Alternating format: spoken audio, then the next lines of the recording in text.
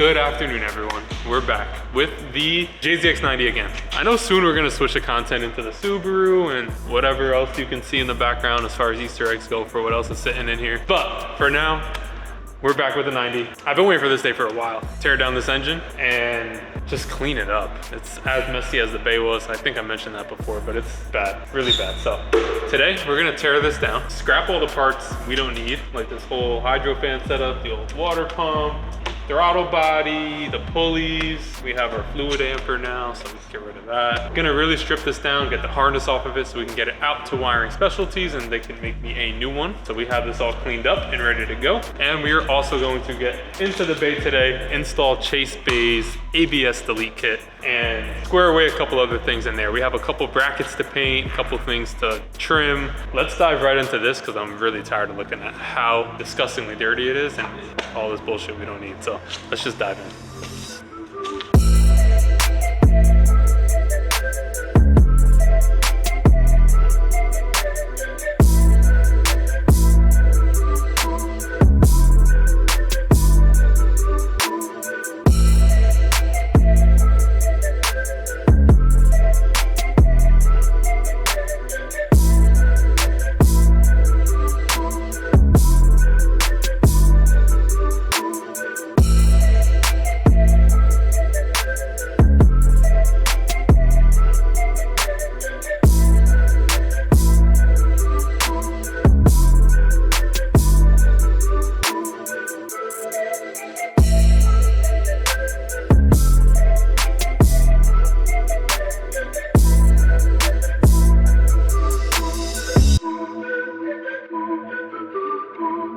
Alright, so today we're going to install Chase Bay's ABS delete kit.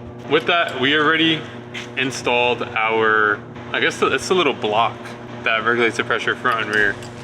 Why can I not think of the name? What's that called? Proportion valve, I believe. Proportion valve is right, yeah. So we already installed our proportion valve, which is very simple. You just take out the one nut that holds the master on, and the bracket goes right behind it, tighten the nut. That's done already. Because once I painted all this, I just put it back together with it included. But now we're gonna run all the lines that come with the kit. They don't really give us an instruction manual. There's a little QR code on the bag that it comes with, and it just brings you to the link to buy another one. But the kit looks really good. I'm excited to use it and excited to get it in the car and show you guys how to hook it up the correct way. Initially, if you look at this, you're like, they sent me the wrong shit. This is female and this is female. We're just gonna drop this 10 mil out. These are gonna pop off and we'll have our regular male nipple lines that we can put this block into and get that ran the right way. And that block goes right into this spot here. I got these as tight as I can by hand. I'm not gonna tighten any lines in the system until we have all the lines ran. We know where everything goes. At that point, I'll go through and tighten all the lines up. All right, so we got the only line with the yellow tag. That's where we're gonna identify this in the kit. So the only line with the yellow tag goes to the rear port. So that's gonna come right here. We're not gonna tighten nothing until the end. And from there, it goes to the bottom of our valve. So this is gonna be the rear. It's gonna go to the valve and we're gonna come out of the valve to the rear line. And that's how we're gonna be able to adjust our proportions from front to rear brake pressure. All right, so that's tight. I like the safety glasses. You like the safety glasses? Good look, right? Safety first for the YouTube. Be safe. Think smarter. From the front port, this is our front, back. Front's in the front, back's in the back. We have the line that has this extra fitting on it to run 2 lines. So this we're gonna put through our grommet. We just yeeted the grommet, but that's all right, we'll get it back. So take off the red cap, that's holding your bolt on. You don't wanna lose this, keep it in order, keep it in line. But we're gonna take this line off for now, just to place this on here correctly. We have a little bit more adjustment room so we can make it fit the way we want. From there, we can run this line, prefer it on top of the proportion valve. And then we have the one coming out the bottom that's gonna run to our other brake caliper in the front. All right, so we are left with 2 lines. One is gonna go from the proportion valve to the block to the rear calipers. The other one is gonna go to the passenger front caliper. Longer of the 2, passenger front, shorter of the 2 goes to the block. Very easy. This is a factory brake line clamp from this car. Held 3 lines priorly, and we're gonna utilize it the same way. We're gonna have our rear line, our caliper line for the passenger front, and we have our clutch line that we need to run down to the slate. We took the bracket, bent it a little bit, modified it to fit, And we're gonna have this sit right here so it can hold all 3 lines as OEM as possible. We have a box of brand new black hardware, so everything in the bay looks fresh. Let's get this into the firewall.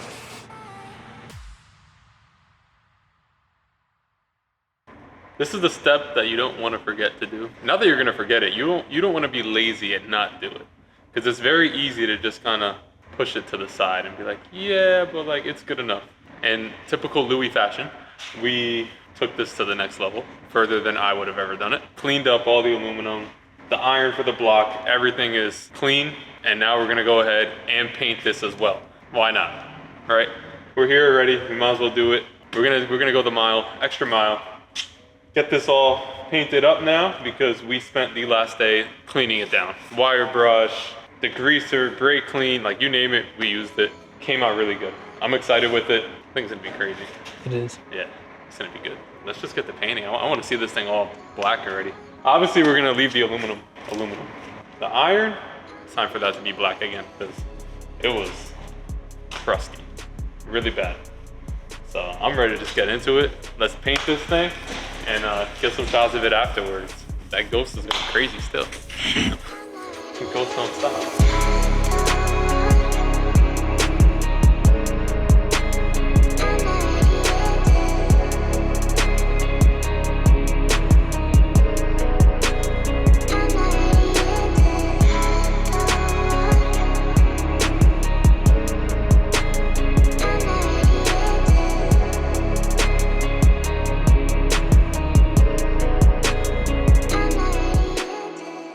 Last video, you saw us spray our pipes with the silicone coating. We love the way it looked and its raw form, but this car has a purpose. It's gonna get used, it's gonna get drifted, it's gonna get hot, and we need to try and contain that. So last video we sprayed it with the silicone coating.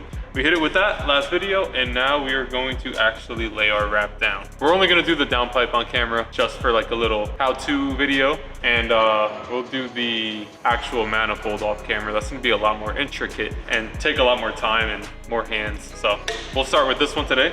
For this, downpipes are always easier. It's just one pipe. So everything's from DEI. We have DEI stainless locking toolkit, basically metal zip ties, I guess you could say, and the heat wrap from DEI. So you can kind of get the whole kit. I got it at Drift HQ. I think you can go to AutoZone and get the same thing. I'm not gonna lie. But I think I'm gonna start at the bottom. First loop is done. As long as it feels tight from there, which I can pull on this and it's not coming out by itself, we're in good shape. So from there, it's really how aesthetically pleasing do you want to make it and how much material do you want to use on the piece. I'm gonna go in about half length increments of the actual width of the wrap. It'll keep it looking clean. It's gonna give us like a double overlap, so we have almost 2 layers of material across the whole pipe. That's gonna keep the heat under control.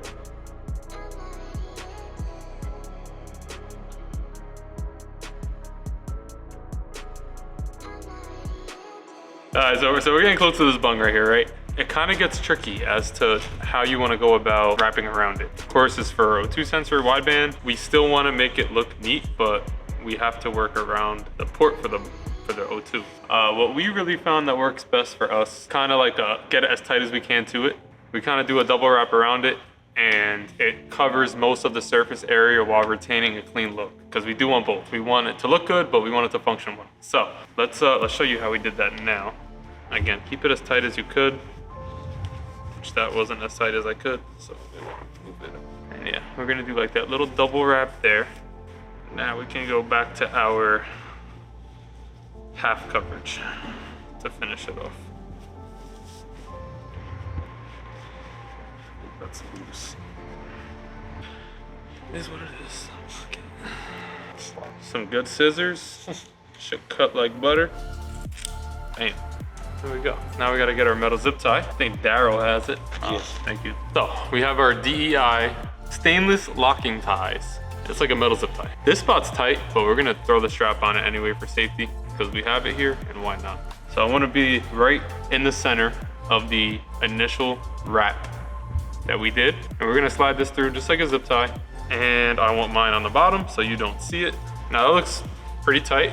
You can see it's not perfectly tight, but it looks pretty tight. They give us this nice little tool with it that can actually really get this tight. This kind of slides in like that. Depending on what side you put it on, it's gonna depend on what way you do it. But essentially you're gonna use this tool to pull it, and look how much tighter it actually got compared to when I had it just by hand. Louis' aviation tricks are gonna bring us to our next little piece of advice when you do this. And that is to kind of tuck this away so you don't cut yourself. If you go to take this pipe off, the last thing you wanna do at the track is slice your finger trying to do it. So, cut off our excess, leave a little bit extra. What we're gonna do is fold it underneath so that we can tuck it and there's no sharp edge. Fold it down, hit it with your peen a couple times, and now it's smooth. You won't cut yourself when you go to work on your car. Yeah, so now you have your completed downpipe wrapped up. I need some O2s and it's ready to go in the car. This is ready for installation. Once the car is on and the pipe is getting hot, this is all gonna shrink, change color, make it look really nice. This was just a little tutorial in case you were like me and never really done it before. If you have any questions about how to do it, if we didn't explain something thorough enough or well enough, just ask us down below in the comments. We'll definitely get back to you. I'm not the best at answering. I've noticed I take a little long to answer comments sometimes, and I would love to make the channel a support system for anyone who has a question. Feel free to ask. I'll make sure I answer it quicker than I have in the past. That's pretty much it. We can check on the motor. That's drying. We did this while the engine paint was drying. And it already looks really good. Looks great. We'll hit it one more time. Block will be done. Engine's cleaned. Valve cover has to go get powder coated. I think we're gonna go white. Next video, you're gonna see this getting assembled. I can't wait for that. That is the video I personally been waiting for. The block is painted. We did some chase bays, ABS delete install. We did some exhaust wrap and the full motor teardown, of course, with the cleaning. I hope you guys enjoyed today's video. Any questions, like I said, just leave them down below in the comments. I'm gonna get better at answering those quicker than I have in the past. But for now, please like, comment, and subscribe, and we will see you on the next one.